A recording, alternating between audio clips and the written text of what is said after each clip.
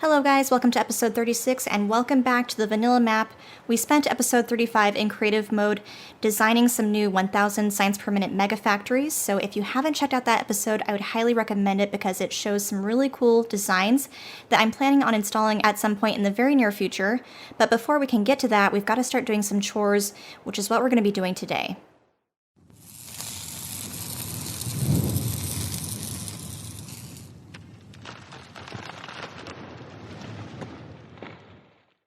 So first things first, I thought I would update you guys on the recently installed module factory. This was installed in episode 34, and I was hoping to let it kind of just sit idle for a little while so that I could build up my modules for productivity, speed 3, and then efficiency modules. But as you can tell, waiting that time has really depleted my red circuits, which is a result of, I think, primarily lack of copper. So I've ended up installing a copper farm all the way up here to the north right here. It's working okay. I'm not very far into the mining efficiency tech, so that's something I'm going to have to work on. I was actually poor enough when I built this farm that I didn't have the stack inserters to go into here, so I'm going to have to upgrade those once I actually get some more in my inventory at some point. But red circuits, long story short, are lagging behind. I was able to have this run long enough to at least get the speed 3 modules and all of the beacons and all the assemblers, which I know doesn't do me very good when I don't have a lot of the resources coming in, but at least this job is done and some modules are built up. So to remind you guys how I have these kind of capped off, I only have a couple for the Efficiency 2 and Efficiency 3 modules, but the Efficiency 1s is where I'm really putting my priority, just because I use those in my miners. As far as the Productivity and Speed modules, my priority for those is the version 3s of those modules. So I'm having these capped off, I want to say it like, oh, wrong box, like the full box if able, and then we have an extra buffer chest over here so I can take from there and spill it into the buffer box and so on and so on. So I definitely want these to build up over time because we're going to be needing them for my science factories, which, like I said in the intro, I had gotten kind of planned in last episode, and eventually they're going to get installed. So before they can get installed, that's kind of where today's episode comes into play because I'm going to have to start doing some planning. Now, I'm going to come out with an episode where I kind of go through the design that I have in mind, kind of like I do at most stages of my design process for the factories, at least certainly towards the beginning of the series, I usually do that. So that will be coming out very soon, probably within the next episode or two. But the things I'm going to have to start thinking about is, now that I've had the factories designed, where do I put them? So I know that because of my style, I like kind of a modular setup, so there's probably going to be a couple different versions of circuit factories kind of surrounding the circles here, and then we're going to have several different smelters surrounding the circles, and then I think the actual science factories themselves will be more in the middle. So we'll eventually rip up these 1 science pack a second factories and somehow orient the new factories somewhere in this mess. But other things I'm going to have to think about is getting an increase in power. And my solar panel array over here is not going to cut it, that I know, because if I'm remembering and kind of thinking about the calculator correctly, I should be planning on about 6 gigawatts of power or so, because, let's see, with my 0.16 series, I ended up using close to 30, and that was at 5,000 science per minute, so anyway, I think it's going to be about 6 gigawatts, so I'm going to have to plan on something. So we should start thinking about a nuclear reactor build. We should also start thinking about expanding our territory, which is why I'm kind of in this map view here. So unfortunately, doing that is not so easy as saying it because I have all of these biter nests nearby, which I've been able to keep at bay just with my defensive perimeter that I have in place. You can see here's kind of what I've been using as a defense. So I unfortunately don't know how big of a territory I'm going to need to claim, but what I'm thinking at the very least, if we zoom out here a little bit more, is, let's get out of this view, probably from this section of the water up here at the very north, all the way down, and then it can like square off over here near this copper and iron ore patch or something like that. So that means we'll have all of these biter nests to get rid of. let alone over here. We're going to have to expand this eventually. We're going to have to square off the perimeter because once my new factories are going to be like ghosted in or installed or what have you, I do want to plan on putting an additional solar array kind of as an extra perimeter on the entire thing, just so we don't have to solely rely on nuclear reactor build, which is not so great for UPS and FPS. But man, so I'm trying to think, where do I want to allocate my time and what should really take priority? Nuclear reactor would be pretty important because we certainly can't really support my new factories. We can hardly even support my current factories. You'll see over here, my cars kind of got off track because once I lose power or get like a brownout or whatever throughout the base, or just even dip like below a certain threshold, the cars kind of get misaligned. So it is going to be very critical not to run out of power. So maybe I should start with power first. So that means designing a nuclear reactor build. Now, for those of you guys who followed me in the 0.16 series, I did come up with a massive nuclear reactor build. I want to say it was like 4 point something gigawatts. It was pretty big, and I had 6 of those throughout the entire base. I'm not going to go nearly that big, at least not nearly that big right off the bat. What I think would be cool is, because I am going to have a couple like random spots in these circles that aren't getting utilized, is to hopefully fit a small-ish nuclear reactor build of some kind in one of the quadrants in probably the main circle here at the bottom, or somewhere up here if I can anticipate that it won't get used for something better or different. So that means off to the drawing board for starters. I don't really have an idea in mind of what I want to build, just something that works will be just fine.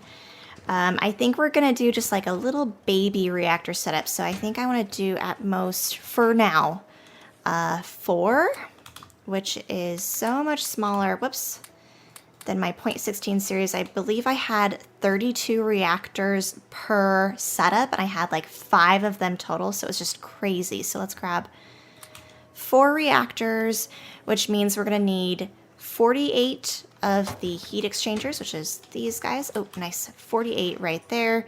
We'll need 83 of the turbines. 10, 20, 30, 40, 50, 60, 70, 82. I've got too many, but that's okay. And then we'll need some of these things, the heat pipes. These, I'm not sure how many we'll need. It seems like I went through a ton.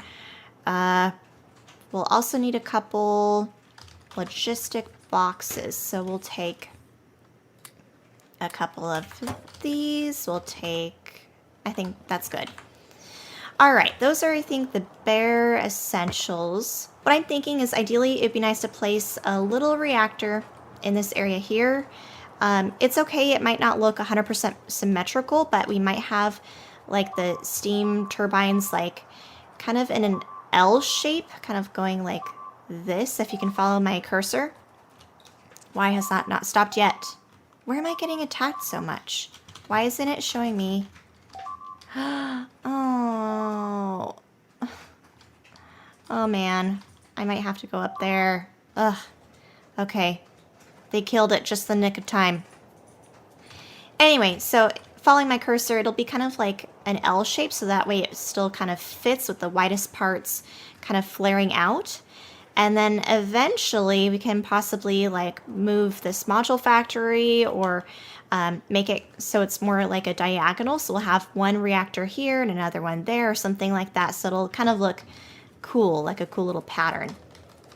So just a little baby reactor setup. So let's get started. We're going to want to do the most efficient layout possible. So since we're using 4 reactors, it's going to be a 2x2. So something like this. That way it gets the neighbor bonus. Although how close does it have to be to get the neighbor bonus? Like, does that work? I haven't played around enough to know for sure. Huh. It doesn't, okay, let's see. If we put these side by side, oh, it probably wouldn't tell me the neighbor bonus until it's turned on. Okay, I think with the previous configuration I had anyway, it doesn't leave enough room. Or does it leave enough room for like a little box? It does. That would be nice. You guys know I like being a little bit eccentric with my builds, so I'm just trying to think outside of the box a little bit here. Because if we have enough room to make some smarts, for example, that would be kind of cool. Let's see, how would that work? Okay, so we can have like one box in the middle, maybe, feeding all four. And unfortunately, I don't think that leaves much room for, no, it doesn't leave room for the inserter to feed into the active provider box that will get rid of the empty fuel cells, but we can put those on the outside perhaps. But that's kind of a little cool setup here. So let's see. The trick will be if it actually gets the neighbor bonus, which I would hope it does, since they're fairly all nearby. Oh, I don't know. If this doesn't work, we'll go back to more of like a conventional 2x2 setup. But let's move on. So the 4 reactors will take, like I said, 48 heat exchangers, which are these things here. 48. And with having 4 of these, that means I can do 12 on each side. Ooh, I should order more pipes. More pipes, please. Thank you. Okay, liking this so far. Oh, that's not where it goes. That's also not where it goes. Okay, so 12 on each side. So that means we can do 6 per. 1, 2, 3, 4, 5, 6. Okay. So bear with me, guys. I'm doing this by the seat of my pants here. Oh. We can, I don't know if this would fit. Maybe. If we can fit all 83 steam turbines within these 4 quadrants here, that would be pretty cool. So we'll find out. All right, the little heat pipes go in the middle. And those get connected up to all of the reactors. We'll have to remember to make room for the output thingy for the empty fuel cells, like I said. Goes. Wait, why? That seems weird to me. Huh, okay. Whatever. We'll do that. Yeah, there's something slightly off about that, but whatever. Okay, so these go back in the middle here.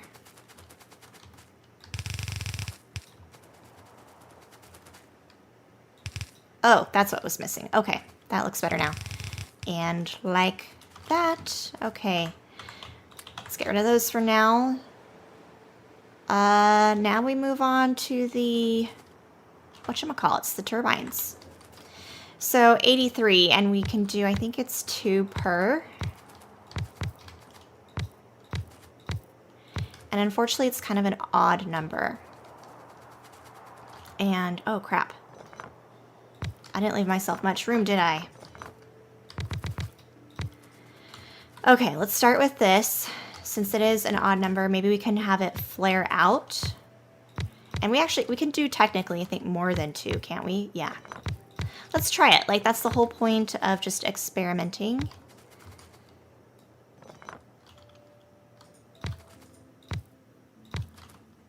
And we'll have it try and flare out all nice and pretty. Not that that's very pretty. But you guys get my vision, I think. But this is what I get for not really planning it out too far in advance. So now we can copy this to that side there. and that side there. So 83, I'm sure does not evenly divide 4 or divide by 4. So one side might be, gosh, why can I not get that right? One side might be different than the other, but how many do we have so far? Let's count them. Okay, so we are at 40. Okay, so that's half of our turbines needed. So how would I duplicate that? So it would go like that. And then there would be overlap. Oh, I'm stuck. Oh, I'm stuck. I think this would end up with too many turbines, I believe. And crap, I cannot mirror it properly. Oh, crap. I'm going to have to just move this entirely over. Okay, so let's cut and paste. Cutting. Oh, I'm not going to be able to get it all.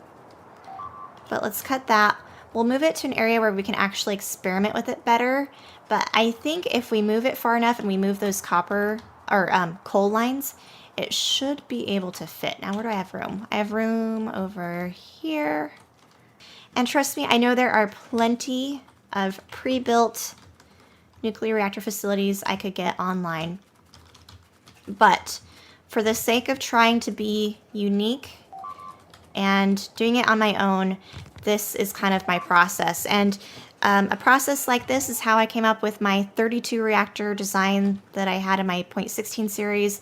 So it's just kind of like trial and error, seeing what works, seeing what doesn't work, and going from there. And quite some time with some experimentation and a couple hours later, and this is what I think is going to be the end result of my nuclear reactor build. So I'm sorry I wasn't able to show you the whole thing, but it took me long enough that I just wanted to kind of skip to the end product so you can see what I was able to get done. And obviously this turned out a bit differently than you last saw it in the previous clip. First of all, it's now filled in, but secondly, the nuclear reactors themselves are a bit different. I did learn the hard way that the nuclear reactors actually have to be basically adjacent to each other in this pattern in order to get the neighbor bonus. How I had it, even though that they were touching in the previous clip, still would not qualify for the neighbor bonus. So this is now how I have it set up. And in terms of the smarts, I was actually inspired by Chris X12's Reddit post that he did, which basically uses the same smarts as he did, but has it on a smaller scale. So his was designed initially for, I believe, an 8 nuclear reactor setup, and this is just a 4. So to explain how his circuitry works out, essentially, I have all of my tanks wired, so I have 40 tanks total, and they're all connected via a red wire and going into this same electrical network and hooking up here. And all of the wires are connected to the inserters, whether they're inputting the fuel or outputting the fuel, and then they all hook up into this one arithmetic combinator nearby. Now this arithmetic combinator reads how much steam is in the tanks here. So it will take the max input or whatever input it has of steam, it divides by 6.5 thousand, and then it outputs possibly any number between about like 1 and I think 130 or so is the max number that I saw it get up to of green signals. Now the green signals are what influences the inserters, because these inserters here, whether they are outputting the empty fuel cells or inputting the fuel cells, are pretty much linked. So the inserters that take out the empty fuel cell will only work if there are green signals less than 20, and the inserters putting in the fuel will only work essentially if the inserter is outputting the fuel. So if you guys are ending up wanting to use this blueprint yourselves, you will have to keep in mind that you have to prime one nuclear reactor facility. You don't have to do all 4, but just one of them with fuel. And then once you do that, after this inserter takes out the first fuel cell, it will fill the other 3 and then the original nuclear reactor and get the whole 4 of them going at the same time, and then setting up kind of the automation version of the factory. Now, unfortunately, even though I'm in creative mode, I don't have my creative mod installed currently, so you won't actually get to see this running at the moment, and you won't be able to see its max power output, but via my experimentation and via the kind of cheat sheet that I used, I do know that this can produce exactly 480 megawatts of power. The thing I used to help me design this is the Factorio cheat sheet, so pulling that over here. I referenced this table here, but you can also adjust the reactor table count here if you wanted, if you had like a random number. But I just looked at how many megawatts I wanted my little factory to produce because I was trying to keep in mind it should be semi-small to fit where I want it. So I decided to go with the 4-core, or 4 nuclear reactors rather, and I did a configuration of a 2x2. And I ended up going with 6 water pumps just because I didn't want to have to worry about kind of like dividing up the water to all of the heat exchangers there. But I am using exactly 48 heat exchangers, which is this table here, and then 83 of the steam turbines, and then 40 tanks for storage. So after it's all said and done, it works very nicely. Another thing I did, which is kind of a superfluous thing, but I think I will end up keeping, is the addition of these tanks here for storage of the steam. This is part of the 40 tanks in total, but these are here on the side and kind of divided by a pump here. Now this pump will only turn on if there is greater than or equal to 20 green signals coming into the logistics system, or the circuit system rather, here. And what that means is if for whatever reason we're producing way too much or overproducing on here, the steam will come into the tanks. Now, if we're just barely keeping up with our electricity, the steam will not go into these tanks because the pump will be turned off, and the steam will automatically just kind of get prioritized into the actual turbines themselves. But whereas if we're producing too much or just producing more than 20 signals worth of the green signal, that's when we'll get the overflow of the steam. So definitely not a necessary feature, but it's kind of a cool feature. The other thing is that I also have some solar panels and accumulators in here just in case I were to be in a complete brownout.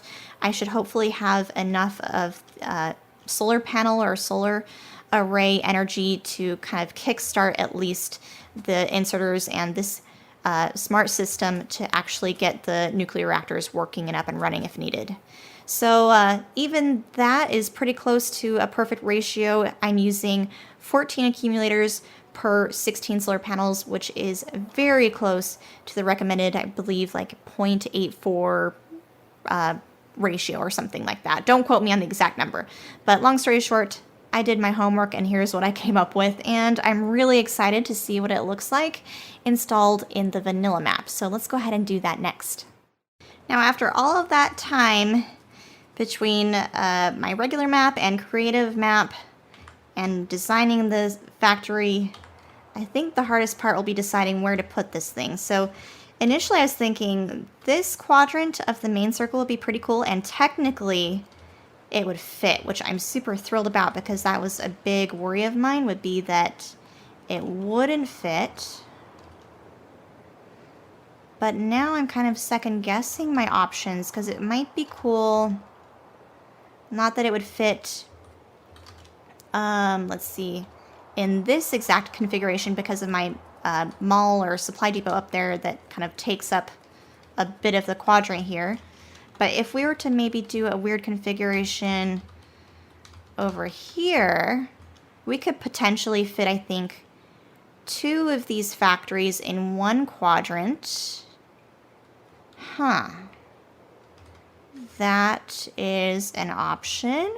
Or we can just kind of like squeeze this factory up as close as we can to like the epicenter of the circle. We can do like 1 in each quadrant, which would be kind of cool as well. Man, there's too many choices. Okay. Let's scroll out here. The good thing is that regardless of what I end up doing, it will fit. At least one of them will fit in every quadrant. But do I want to do that? Because I really would rather allocate this upper left circle over here for science factory components or oil cracking or plastic or, you know, stuff that will eventually make its way from this circle to the science circle over here to the right-hand side eventually. Oh, man. Too many choices. Okay, I guess at worst, what we do is install it here in this quadrant since it's open. Ooh, they're basically out of power, or out of ore up there.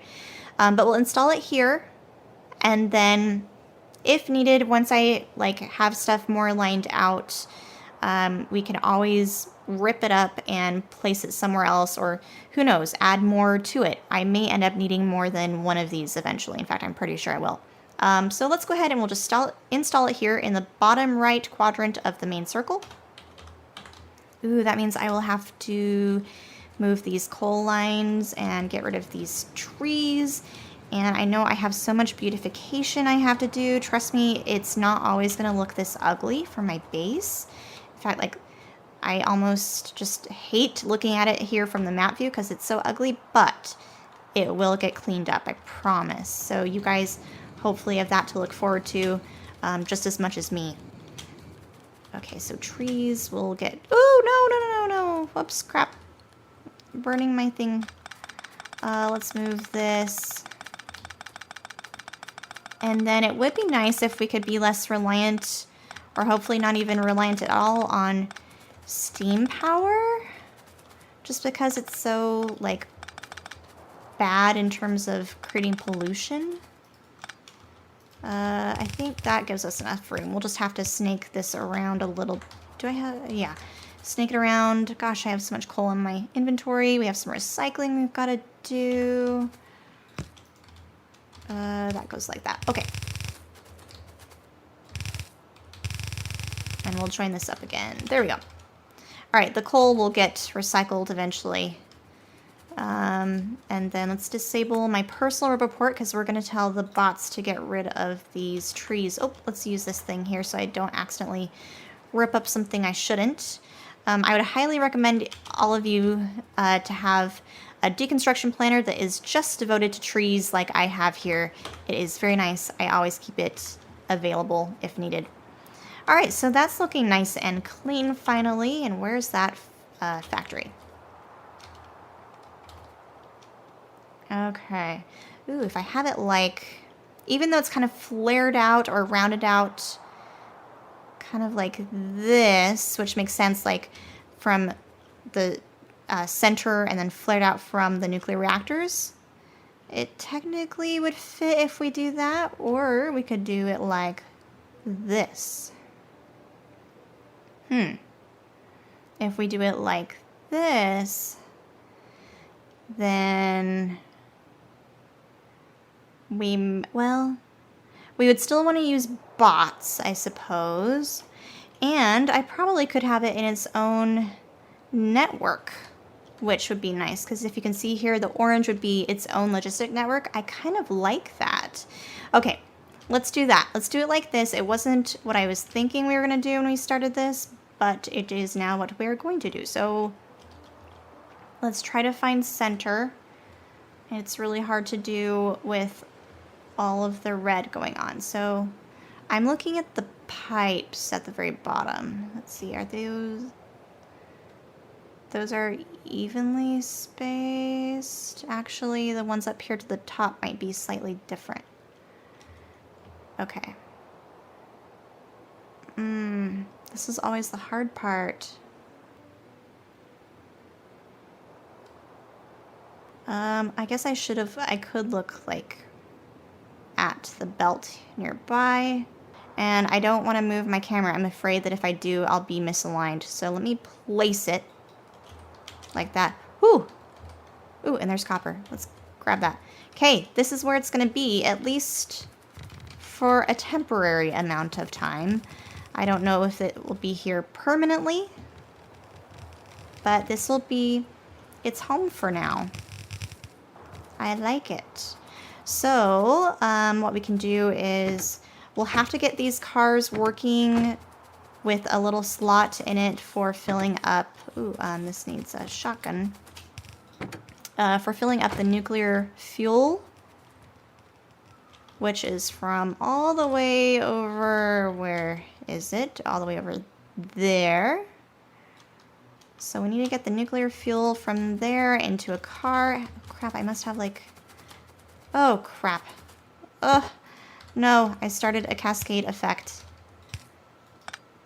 Okay, crisis avoided. What's going on here? I feel like I have one inserter putting copper onto a belt, and I don't like it. But anyway, I've been like super chatty this episode and keep getting off track. But anyway, so we'll have to put a slot in here for the fuel. Have it do like a little pause over here, most likely. Maybe not even like a long pause. Maybe we can avoid the pause altogether by, where's my inserters? Where's my, do I not have blue inserters? Give me those. We can possibly do something like this. I kind of like that. And then let's do passive provider boxes. Oh, these need to be stack filled. Let's do these. Whoops, my bad. These will pick up fuel cells. Oh, we'll also have to make a spot for the empty fuel cells as well to go back into the car, or something that will dispose of them from this little network area over here. And then let's cap these off. Ooh, maybe we should only have these work if there's less than what, like, if there's less than 50? Or is that overkill? I can never decide when it comes to decisions like that. Let's do, let's start with 16 for now. We'll just basically do 4 times the amount of nuclear reactors that we have. And we'll have it be, yeah, less than 16. We'll copy that condition to all of these inserters here. That goes there. We'll need to give it some, oh, it should be in power range. Am I not within, oh, I'm just like barely out of range for a couple things. That's silly. Okay, let's hook this up momentarily to the network to finish installing. Ooh, I need to install some lights over here. I didn't think of that when I installed it in creative mode because it was always daytime. Ugh. I can do that later.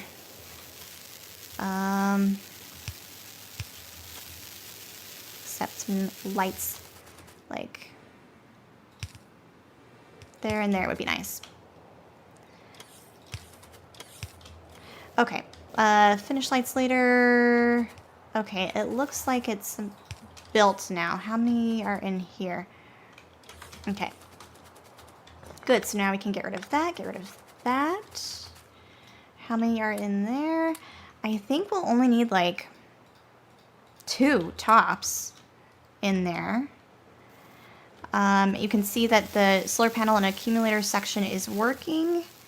Of course, there is no steam in there. Even though I don't have the cars allocating slots in it yet for the fuel, I think I'm gonna go manually. Oh, I suppose I can just request fuel, can't I? Or how do I have that worked out? Do I have a passive provider box? I do. I have a buffer box. Go me. Okay, so I'm gonna request in my personal inventory, let's do 50 fuel cells just so I can buy myself some time to get the car slot thing sorted out. The bots will come grab it to me. Oh, you know what I am forgetting though is water, which I'm not opposed to using the water fill mod and, you know, putting a little droplet of water somewhere.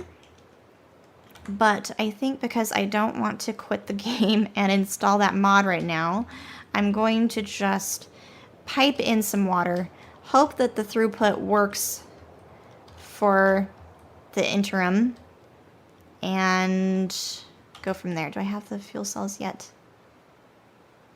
No, but they're on their way. So that will be the plan. So I will hook up the pipes, and then you guys will see me turn this on and hopefully see it start working for the first time. Okay, as you can see, the inputs for the water have been added in, so they're being piped all the way down from water near the big lake or sea or whatever you want to call it over here. Hopefully it makes its way through the, like, keeps up with the throughput through the pipes. I can modify this later if needed, but the next thing I want to do before we call this an episode is turn everything on. I don't have the cars slotted yet, but what I can do is take the stuff that was put to me in my inventory in a storage box over here, and I'm actually going to hook this up to a speaker system, so that way, for whatever reason after this episode, if I forget to do this, this speaker will remind me. So in the meantime, you saw that the bots actually put in the fuel into the requester boxes nearby. I am going to steal one, because like I said a couple of clips ago, you do have to prime it. So just prime the first one, meaning we put it into one of these nuclear reactors. Currently there's no inputs coming into any of these because it's not reading any steam. But once this kicks off, everything else should subsequently start to work. So let's put in an alarm. We're going to do uranium fuel cells less than or equal to 4.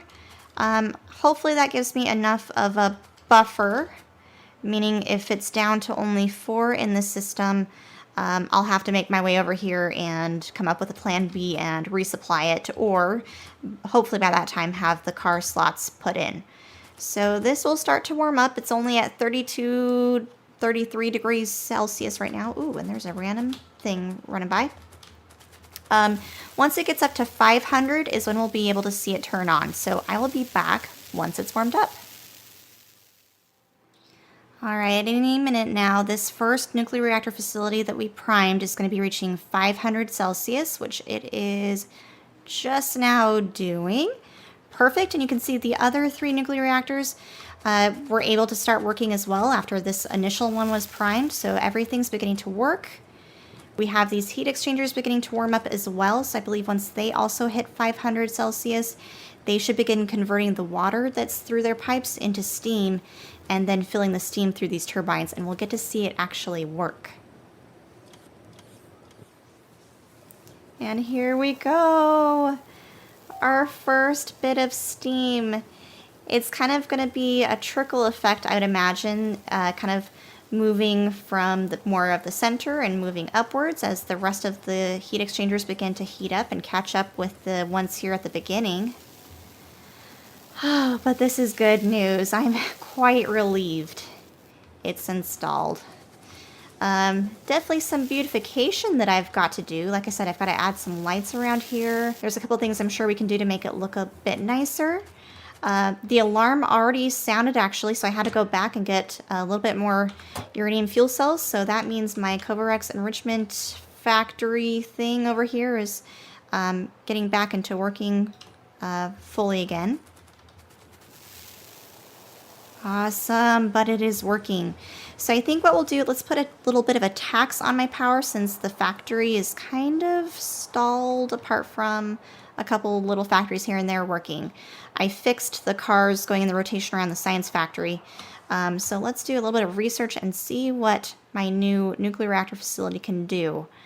Ooh, maybe this is a good time to start some space science, since I haven't yet researched that after how many hours and how many episodes we've been in at this point. So let's start that. It's going to take 2,000 science of each of these apart from military. So we'll start with that. Where did the steam go? What happened to the steam? Oh. Maybe it's just not working because there's not enough of a tax on the power. That might be it. You can see that there's beginning to be steam filling up in these initial 20 tanks right here.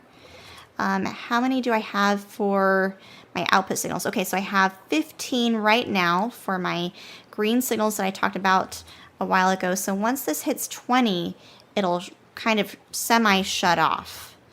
And then there are some, oh, it must have hit 20. Yep, it's hit 24 now. So that means there's steam now filling into these tanks.